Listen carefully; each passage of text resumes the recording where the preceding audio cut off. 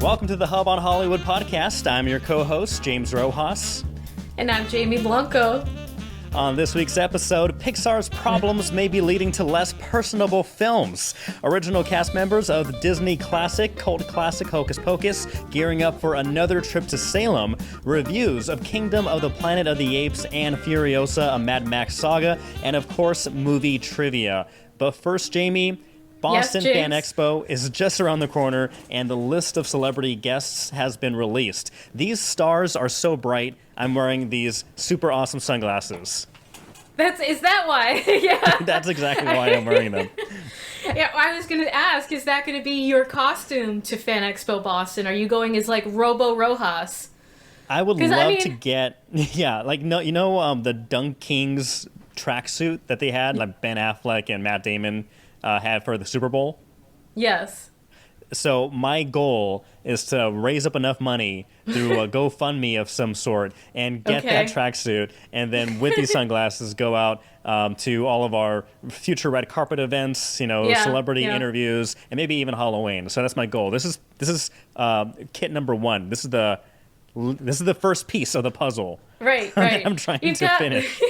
You've got RoboCop vibes going on too. Like, that's intimidating. That's It's pretty cool. You're pulling it off. Yeah, for those who are not watching, who are listening to the podcast, I have these bright orange Duncan sunglasses and I think the style is coming back into fashion with the youth, with the younger generation, where it has like that just kind of one screen across the eyes, like neon color effect. So I'm bringing it back. I'm joining the youths because I too am a youth. The youths. Exactly, the youths. Love it. Well, you know what else we love is Hollywood stars, the people who make the movie happen in front of the screen. And for Boston Fan Expo, they just came out with a list of the celebrity guests this year, and boy, it is a stacked, great lineup. I think this is probably one of the best lineups I've seen in the past several years. So if you want, Jamie, we can go down the list. But first on the list is Mads Mikkelsen. You know him, of course, from Hannibal. You know him from Casino Royale, the Fantastic Beasts movies. Fantastic actor. So he'll be coming over here to Boston to promote his projects and his previous work. Also, Bryce Dallas Howard, a fan of the Star Wars universe as well as the Jurassic Park franchise. Very cool. Very, very cool. We have Hugh Dancy of Hannibal also. Rosario Dawson is coming. Yeah. Ahsoka herself is going to be there along with Marissa Tomei. I'm excited for that one. Marissa Tomei. Oh my God. That's my number one person I want to see, I want to meet, I want to talk to. That's incredible. So of course, it's funny because she's listed as Spider-Man, because which movie will fans know her the most from? And people say Spider-Man, but people forget she has years and years of work under her belt. My favorite Marissa Tomei work is of course my cousin Vinny, with Joe Pesci. Fantastic. The Utes, yeah. The Utes, yes, exactly. There we go. We also have Ethan Suplee. I love him. He's in so many great things, including American History, but my favorite of his work is during his appearance on My Name is Earl, as Earl's brother.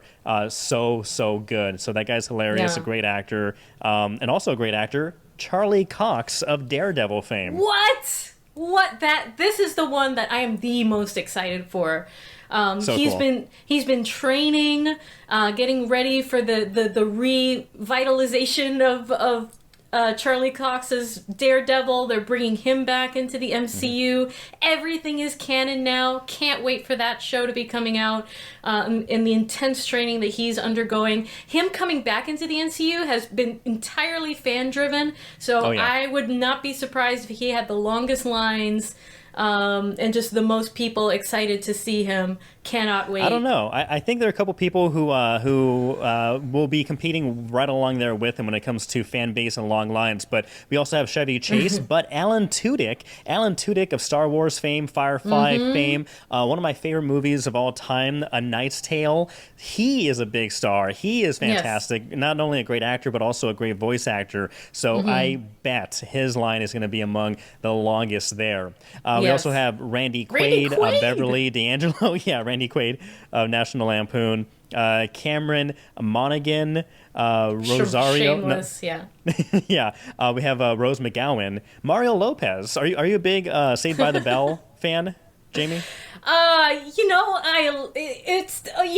was okay. Yeah, I liked it. You don't sound very convincing, but we will tell Mario Lopez that yes, we are big fans of Saved by the Bell, Yes. including his co-star Mark Paul Gosselaar. Is that how you pronounce it?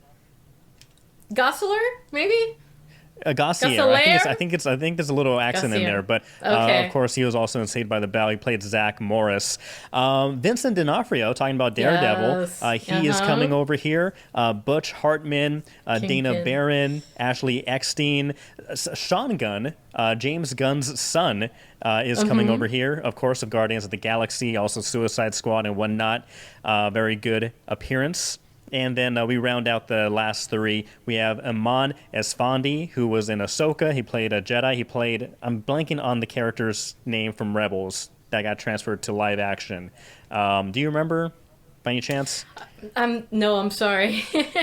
Okay, well, he's here. Diana Lee Inosanto is coming. She was also in Ahsoka. And then we have Holly Marie Combs of Charmed and Pretty Little Liars. This Wonderful. is fantastic. This is great. And I am disappointed, though. Why are you disappointed? Because among the canceled guests, as of like yesterday, he was on the list of appearing guests. But Sam Raimi, he was added to the list of folks who are not coming, including Tamora Morrison of Boba Fett in the Star Wars movies. So unfortunately, Sam Raimi will not be there. But again, an amazing list of celebrity guests who are coming to Boston. And not only live action, I just wanted to mention real quick, animated voices. It looks like most of the cast of the Star Wars Clone Wars is going to be there. The voice of Spider-Man Into the Spider-Verse, Shamik Moore is going to be there. Just a few others. That's exciting. So that's really exciting. Anime guests as well. So if gaming guests as well. It's just something for everything. You and I are going to be at Fan Expo Boston, right? Yeah, we're going to have a special Hub on Hollywood episode. Yes, so very much looking forward to that. Stick with us. That is always fun. We interview people in their costumes who are just out enjoying the day. We try to get the star celebrity as well. I believe the last time we went, it was like the Hobbits were there. All of the Hobbits of the Shire were there. Yeah, that was really cool. And also, in years past, Brendan Fraser was also there. Yes. We talked to Chandler Briggs of The Walking Dead. We also talked to a whole go check out our previous episodes of the Hub on Hollywood. Who else do we have on there? I'm looking up. Billy West, of course. We had Billy West on there. I feel like we had some more interviews. We also had David Koechner. David Koechner. Mm-hmm. He's from the Ron Burgundy movies. And we also had. Did we get Jason Mewes? Was it who we talked to? Yeah, we got Jason Mewes. Yeah, he was on the podcast, and so tune in for that special Hub on Hollywood episode that's going to be coming in a couple weeks or so. But if you are going to be there at Boston Fan Expo, we want to talk to you also. We want to check out your cosplay. We want to take pictures, share videos, and all that stuff, and include you in that episode as well. So look out for us. Keep your eyes open, and we will keep an eye open for you as well. Because, the celebrities are just half the thing. The other part of it is that cosplaying aspect, the fan base of it. The excitement, really, the really joy. Fun. Right. Very cool. And look out for James in the Dunkins like giant tracksuit or whatever we decide. I would love to have it by then. I'm not sure, they are still hard to get, but I would love to have it by then. You mentioned really interviews. Exciting. You mentioned interviews to James.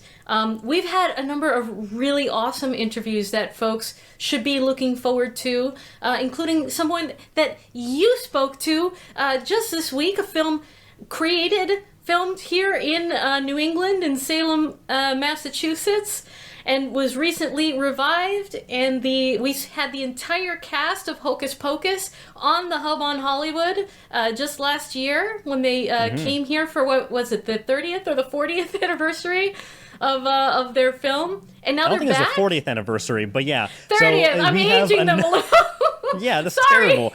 We're cutting that part out. I'm kidding. It's staying in, and you're going to look bad. I'm kidding. But, yeah, we're looking forward to another year of It's Just a Bunch of Halloween. It is organized by diehard fans of the Hocus Pocus original movie, the cult classic, starring, of course, Bette Midler, Kathy Najimy, and Sarah Jessica Parker. But then we have the original cast who played, we have Omri Katz, Vanessa Shaw, we have Jason Marsden, and then we have an additional 2 other cast members who are appearing this time around, who are going to be there signing photos, taking photographs, and everything. There's going to be a big party. I talked to Brian Sims, aka Bora. If you are a Boston region resident, you probably know who Bora is. If you've ever gone to Salem during Halloween time, you probably know who Bora is. I spoke to the man behind the green, Brian Sims, about that. And Jamie, if you want to get right into it, let's go right into that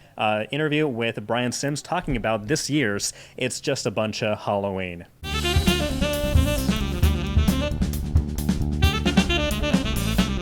I will say that, Jamie and I, we had a great time at last year's event. It was a huge success. And now we're going back for part 2. Right? Yeah, it's part 2. It's Just a Bunch of Hocus Pocus. So, yes, Jason, who plays Binks, Vanessa, who plays Allison, Omri, who plays Max, Larry, who plays Ernie, and Tobias, who plays Jay. They're all coming back. This is Ernie and Jay's first time here, Larry and Tobias's first time here, and they're hosting a jam-packed weekend full of stuff. And it is October the 11th through October the 13th, and it starts Friday night. And it is the Samhain celebration from 8 p.m. to 1 a.m. at the Hawthorne Hotel. And then Bora is going to be the Witch of Honor. And it's really, this is going to be such an exciting masquerade ball. It's we're going to go travel back 300 years into the past to experience Halloween as it was celebrated by the Celtics. Were you impressed with how successful last year turned out to be? It went beyond my thoughts and expectations. And I'm sure you heard there were people waiting in line in the rain for at least 6 hours. And it wasn't a drizzle. It was pretty wet out there. Mm-hmm. And I was shocked, but I wasn't shocked at how successful it was. But I think this year is going to even be better and bigger. Yeah, and speaking about bigger and more so, we actually, as you mentioned, 2 more additional cast members. How did that come about? Well, all the cast members know each other, and Mars said, "Hey, Tobias and Larry, come out and join us." And so they're like, "Oh, let's do it." So each year the goal is to bring out more cast members. I know last year we had the photo shoot. Is that going to be also back on the table and like a meet and greet kind of a thing?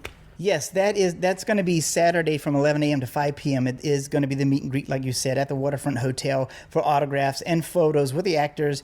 And the Horror Squad podcast will be there providing entertainment for everybody as well. And then that night, there is a burlesque show, and it's a naughty cabaret with a bit of Hocus Pocus magic sprinkled in. That's at the Cinema Salem, hosted by Salem's very own Ms. Diamond Wigfall. Doors open at 7 p.m. And then Sunday, it's sold out. And that's the trolley tour, which is an exclusive visit to Salem's famous Hocus Pocus filming locations, hosted by the cast members. They'll be on the trolley riding around with them.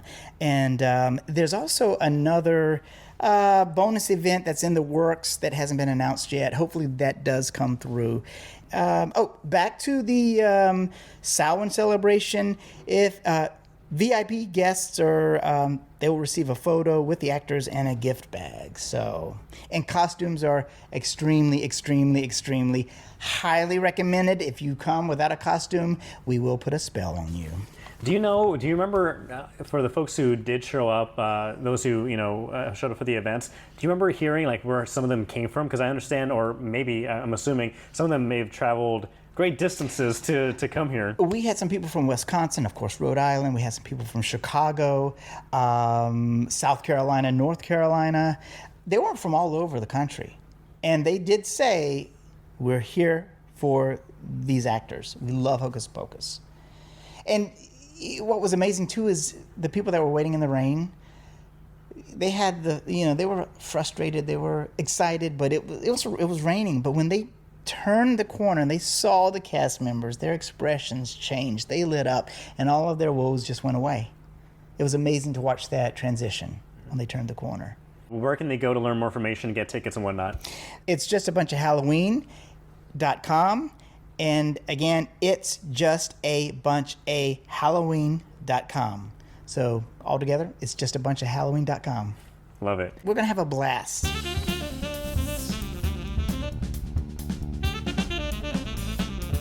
And again, a big thank you to Brian Sims. Be sure to check out It's Just a Bunch of Halloween on their website for more information, to get tickets while there still can. As he mentioned, there's one thing at least, the tour, trolley tour, that is sold out, but there are other things you can still participate in. So check out It's Just a Bunch of Halloween website. All right. And Nikki, I just called you Nikki, my son's name. And James, I love Boston. Ask me why I love Boston. Why do you love Boston? Wow, so many amazing movies have been made here. It sounded like you forgot why you loved Boston for a second. It's been a rough week, James. No, but so many amazing movies have been made here. Not just on the big screen, okay? Not just Jaws and everything that Ben Affleck and his buddy there, Matt Damon. Yeah, only Ben Affleck and his buddy make movies in Hollywood, in Boston. Yeah, in Boston. Hollywood East. Just think of all of the classic, incredible movies that have been made here in New England. And not only those, but there is such a robust industry and up-and-coming filmmakers, actors, creators, writers, directors, all of them being honored this coming week that participated in the 48-hour Boston Film Festival. These are people who love film. They were given a theme to create a movie in 48 hours with their team to create this movie, from inception to filming to editing and submission. Really fun, really incredible. We're really proud of the folks in our region who participate and create these films. The winners of the various categories of this contest are being honored on Monday, June 10th, 6 p.m. is when the doors open at the Crystal Ballroom at the Somerville Theater in Davis Square. I am going to be there on the red carpet, talking with these folks that were involved, all of the creators that are being honored. We're going to get to watch these films. So look forward to that as well here on the Hub on Hollywood. I'm excited. We're going to be on the red carpet for this. And James, I'm a local actress. We love to talk to local actors and filmmakers here on the Hub on Hollywood. So it's going to be a really fun event as well. So much to look forward to, especially with the nice weather. So we're going to be there. We're talking to we're going to be at the Fan Expo Boston. So much to look forward to. So many things. So many things. If only I could speak more clearly, James. Well, but you know what is clear, and what we are also looking forward to? What is clear is that Deadpool and Wolverine is gonna be, it has to be, a big rated box office boom. It's also gonna be rated R, as you were just about to say. The first MCU film rated R, is my understanding. Yeah, this surprised me. I was sure that there was some other. Wasn't Deadpool 2 already part of Disney at the time? I'm not 100% sure. I mean, but according to what people are writing, they're like, this is the first, legit MCU. I think what it was is that Deadpool got sort of, sucked in. You know how Disney is just spreading, the Incredible Blob and sucking everything into its giant gelatinous money-making body? Sure. Is that enough of a visual for you? So I think, Deadpool kind of got sucked in, but I think this is like the first one where we're just legit, like, brand new MCU mainstream into the MCU rated R film. And how could it not be? It makes me super excited. How do you feel about it?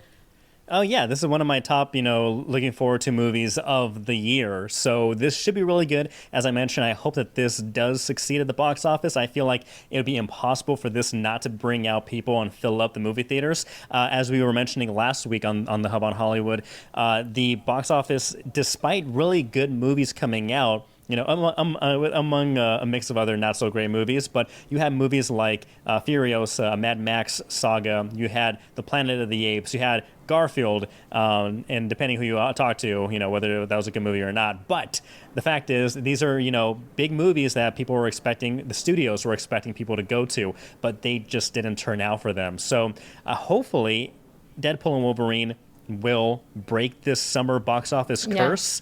I don't see many other movies doing that. Maybe Inside Out 2. I'm not sure. But this is, studios, I think, are afraid to go with the rated R film because you can only you're cutting off a certain demographic, or they have to come with a parent or a guardian, and so they prefer that PG-13 or even obviously PG. But for this movie, for what it entails, what it's going to have, including strong bloody violence, language throughout, gore, sexual references, you can tell from the popcorn bucket alone that there will be sexual references happening in and around this movie theater. But yeah, so long story short, I'm glad that they went with the rated R film, and I'm expecting really good things from this. Deadpool cannot be neutered. It cannot. But I was disappointed. I went to go see a film just a couple of days ago. Got a popcorn which film was bucket. So I went to go see Garfield again. Garfield? But wait, that can't be right, because I know you watched Garfield the previous week, right? You wouldn't watch Garfield twice in the movie theater, would you? You know what I don't recommend? Having children. That's having children. I don't recommend it. So I was dragged against my will to go see Garfield again. I hope my kids can't hear me. So that's hilarious. But we got a big popcorn bucket. It was not the popcorn bucket that we were talking about last time with the gaping mouth and all of that. It was a Deadpool one, but as I texted you, James, I was very disappointed that it was not bangable. However, it was the Garfield movie, so maybe I'm not disappointed. Anyways, but the only gaping mouth in that theater was the people eating popcorn with no rated R related content. And me yawning, right? Oh, yeah. Again, Godspeed. Praying for it to be over. I pray, when my daughter's old enough and we start going to the movie theater, that she has fine taste. Enjoys the classics like Jaws and Jurassic Park and Star Wars, and nothing of like the Paw Patrol stuff or Garfield. I pray. Oh, you are in for such a disappointment. You're in for it. It's coming, James. You know what else is coming? What else is coming? We're talking about how some studios are afraid, right? Some studios are afraid of rated R movies. I am disheartened, and I am sincerely worried that studios like Pixar are now afraid to tell artistic, heartfelt, personal stories. Okay? It was the CCO of Pixar recently had talked about movies like Lightyear that lost millions of dollars in 2022, and Elemental, which had Pixar's worst ever opening weekend performance last year. These things have led to some real self-reflection and scrutiny, according to what's his name, Pete Docter. And I don't think that his conclusions are good. I think his conclusions are very worrying. I think they're learning the wrong lessons from these failed films. Absolutely, they are learning the wrong lessons from this. And so the conclusion that he's coming to is that we need to go less with the director-driven personal stories and more with the established IPs and coming out with sequel after sequel after sequel of things that are proven in the market. And I think the words that he used, like, were really a dig at the directors. He's like, we're not going to go with like these director-led personal projects anymore. And we're going to go with things that are much more established. And it was just a real dig at not only, you know, at like Elementals, for example, and Turning Red. Productions were the directors and the entire team put their hearts and souls and look to their personal life stories, you know, into these stories that are being told. I think he's really just taking a crap on them and saying, hey, we don't care about art anymore. We're just going for the money. We're going for the money grab. And that worries the crap out of me, James. I don't know about you. Yeah, so I guess he says that movies that are based on autobiographical stories, again, similar to what the directors experience in their lives and trying to convey that through film, he says, you know, they didn't do so well in their release or what have you. But the thing is that you're not remembering, apparently this guy is not remembering, is that most of these movies, some of these movies were released on streaming services because of the pandemic, or they were released in streaming services right after they came out in movie theaters. And so these movies were not given the same opportunity as other Pixar films. And he points to movies like, Lightyear and Elemental not doing so well. But again, Lightyear is not an autobiographical movie. So if he was going by his own logic, that movie should have done very well. And these other movies like Luca wouldn't be critically praised, or Turning Red wouldn't be critically praised, or Elemental being critically praised, which ended up making a profit at the box office. But instead, according to this Bloomberg report, they want to develop concepts with clear mass appeal, many of which in cases of sequels and spin-offs that have already been proven. And so by trying to please everybody, they are, what's being argued is taking away the artistic expression of directors, of storytellers, story writers, and you know they're going with, oh, this makes money, this one it doesn't. What might be hopeful is that Netflix's co-CEO Ted Sarandos came up with the absolute opposite conclusion in terms of where the future of these things are going. Not so much with the focus on big IP, but he did mention that if you make a movie that's meant for mass appeal, that's meant to travel, then it'll do the opposite. But if you do a personal story that is, you know, really going to appeal to the people in that particular country, that those are the ones that tend to do well, that end up actually having universal appeal. I tend to agree more with that. I don't want this whitewashing, scrubbing of human experience. I want experimentation. I want courage. I want bravery. I want brave stories to be told, James. And this, I think, is a very cowardly take and approach. And I think that we need to get our pitchforks again and, you know, and lead the charge that this is no, that I don't think that this is acceptable. I don't think that this is the right take or conclusion. And I'm worried for the future of Pixar as a result of these comments. Jamie, I have two things to say that could solve this entire problem. Okay, just two. AI. Oh, Lord. Yeah, that'll solve. Just take humans out entirely. How about that?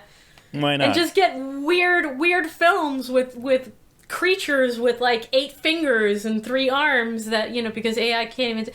Yeah, just take the heart and soul, just take humans out of it entirely. Then we don't have to worry about it anymore, right? Right. Well, James. let us know what you think. This is a very big topic. I know that, again, people have kind of been turned away from Pixar for a while because of just the trajectory it's gone.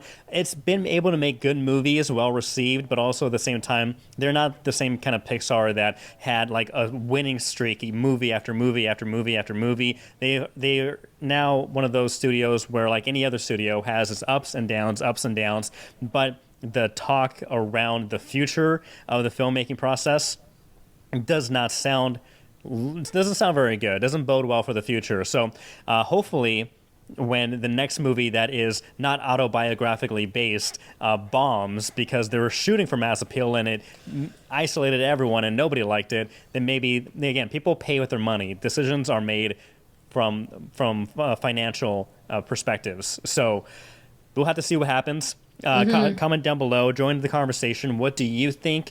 Be sure to leave a comment at Hub on Hollywood. We are on YouTube, on Spotify, iHeartRadio, Apple Podcasts. Anywhere you get your podcasts, we are there. But Jamie, unless there's anything else you want to add, talking about weird films and taking humans out of it, let's go right into this weird film where humans are nearly extinct, Kingdom of the Planet of the Apes. Now, this was actually this was a good week for me because not only did I watch this movie, but I also watched Furiosa, a Mad Max Saga. These are movies I really wanted to see, but didn't need to, or really honestly was able to get out there the opening weekend. And both movies are not doing great at the box office. However, the reviews are good. Audiences generally like these films, and I can say that I do too.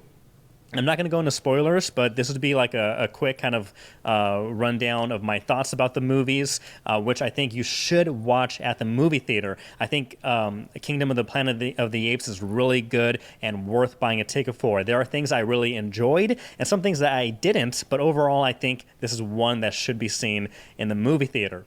The story basically follows many years after the reign of Caesar. A young ape named Noah goes on a journey that will lead him to question everything that's been taught about the past and make choices that will define a future for apes and humans. This stars Owen Teague, Freya Allen, Kevin Durand, and Peter Macon.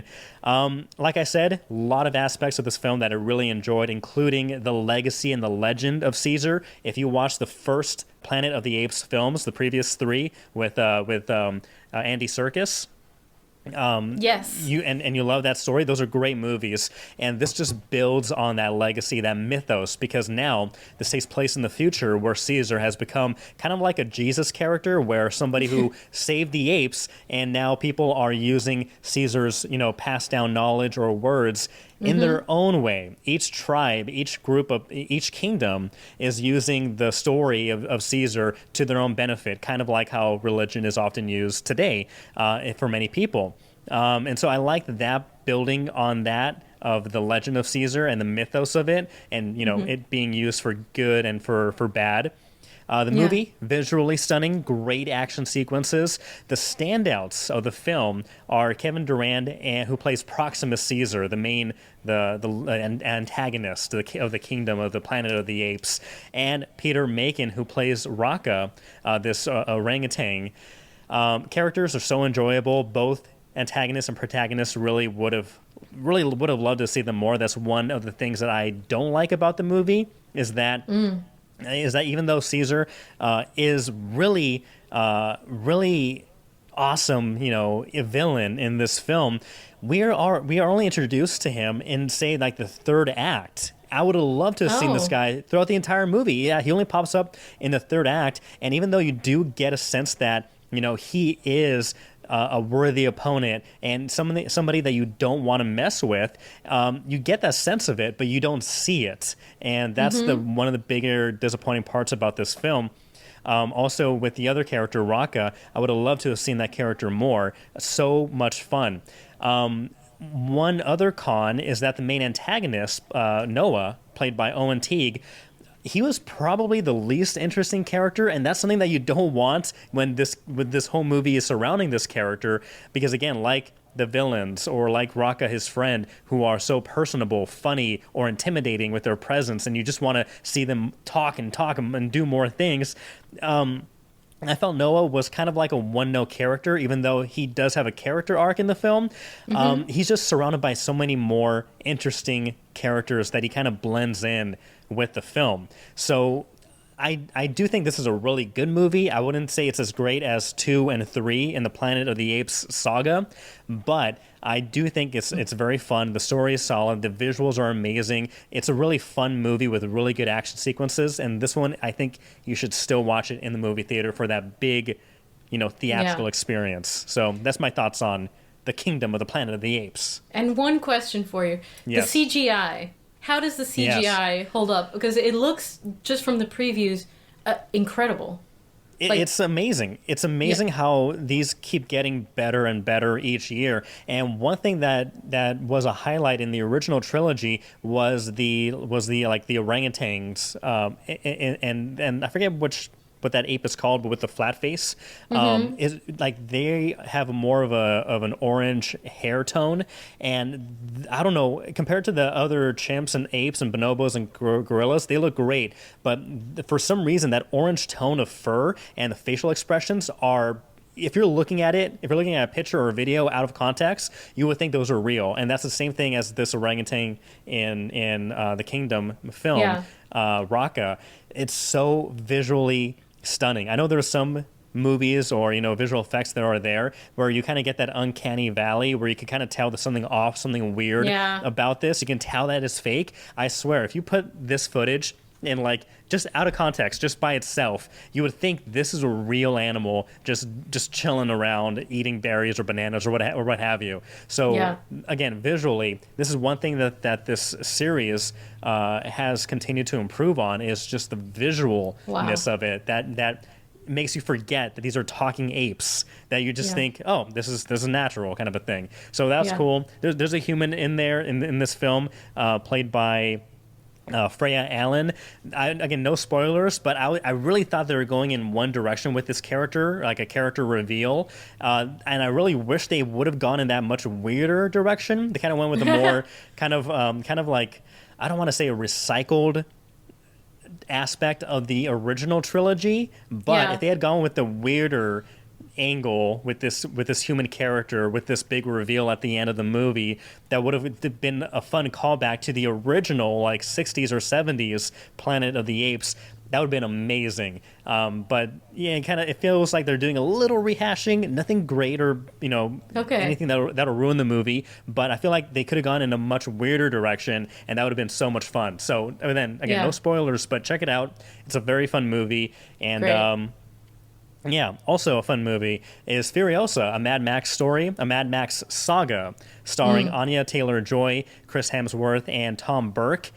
Jamie, if you loved Mad Max Fury Road, then I think you will really enjoy this film. Again, like the previous one, not perfect, but it has so many great, enjoyable parts of it, aspects to it, and amazing action scenes that I think you can enjoy this. Mad Max Fury Road was around 2 hours long. This one is 2 hours and 30 minutes long. So you can kind of feel the runtime of this film, but it does move. They have different parts where it kind of slows down for more character development. That's different than the Fury Road movie, which I think works in this film because we're trying to learn more about Furiosa. I think it works, though this could have been a little shorter. But I will say that Anya Taylor-Joy, really great job filling the shoes of Charlize Theron and her portrayal of Furiosa. But the standout is Chris Hemsworth. He is probably the best thing of this movie, and this is probably his best role yet. He looks like he's having a fantastic time playing this character of Dementis, the leader of this biker gang. He's dangerous, he's violent, he's angry, but he also appears to be kind of one of those villains who is just, over his head when it comes to trying to conduct some of these missions or run things properly. And so he's kind of like a stick of dynamite with a short fuse that can go off at any second. And it may be going off at a bad second, and it may just kind of, kick himself in the shin. But this is a really fun movie. Another one that I think you should watch in the movie theater. I watched this one in IMAX or on IMAX. So I think it's really good. Again, 2 hours, 30 minutes long. It could be a little shorter, but it's fun. I think this is worth buying a ticket to. Unfortunately, it's not doing great at the box office. So I know there's word about doing another Mad Max movie, again, directed and written by George Miller, but that may not be happening right now, again, just based off, financial success. So I don't know. This is one of those movies that is really good. The director felt like he had all the freedom in the world to do what he wanted to do, and he did it. So these are movies we should support with our money, with our wallets. So that's my take. 2 really good movies, not doing well at the box office, but you should go see them. You should, right now. Go save them. And yes, support directors and their visions. My vision. Their catharsis, okay? Because that's what brings us the great and incredible stories. I did have one question about Furiosa. Wasn't there a little bit of controversy about the casting of Anna Taylor-Joy? Is she replacing the previous actress? Or yes. So how did you feel about her performance? Honestly, she's fantastic. I know I had some hesitancy going into the film, just because it's my understanding, and this is matter of fact, that this movie ends and leads right into Mad Max Fury Road, and so there isn't that much of there really is no time gap between this film, the prequel, and Mad Max Fury Road, and so. Yeah, if you're watching it back to back, you would definitely know, like, okay, obviously that's Anya Taylor-Joy, that's Charlize Theron. Why couldn't they do the same thing? And I think logistically, the reasons are, one, this movie was made 10 years later, so Charlize Theron is older. Though, again, with movie magic, you can make her look young, so that may not be the biggest issue. But the biggest issue may have been that Charlize Theron infamously, did not have a great time filming Mad Max Fury Road, especially working with her co-star. And so it's not surprising that she wouldn't want to come back and work on such a grueling production. They're filming out in the elements, and sure, there's a lot of CGI sand and whatnot, but they're filming out there in Australia in the sun, no AC. It's like it's brutal, it's grueling, and even Anya Taylor-Joy said that this was a very tough movie to shoot. So. Even with good intentions, or like maybe in the cast, or there's no quarrels, or with the director or other actors, just the fact of doing it alone in Australia, out in the open, is so very tough. So not surprised that Charlize did not do it. I think Anya was a great choice. If anybody were to replace Charlize, I think she did a fantastic job, because like the character Mad Max, where there isn't much speech, or there isn't much talking by that character, very, very stoic and says a lot with their eyes and their facial expression. Anya Taylor-Joy is known for having very expressive, big eyes, and I mean that in a very positive, complimentary way. And she's able to convey many emotions with just a stern look at the camera, or a stern look at another character. So I think if anybody were to replace Charlize, she was the perfect pick. So all right. So yeah, I think it was good. I'm not sure if there will be a sequel, as I mentioned, the box office, but if they did some kind of fun thing with it, then I'd be happy to see it. All right. You know what else people should do, James? What? Right now what with us is play some Cinequotes. Why not? We've got a pretty good track record. I mean, we've been knocking out of the park. 4-game winning streak. Yeah, heck yeah. So we're going to try to keep that up here today. We like to play this game called Cinequotes. It's on cinequote.net. You can play along with us. And they have a new game every week where they give you quotes from the movie. You have to try to guess what it is. We record on Fridays now, so this is, it's not the Sunday Stumpa. We used to record on Sundays, and that was always real tough.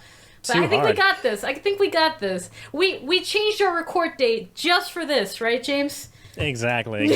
So this is game 541, in case you want to play with us. Along. Play along with us. And let's go right into today's movie challenge.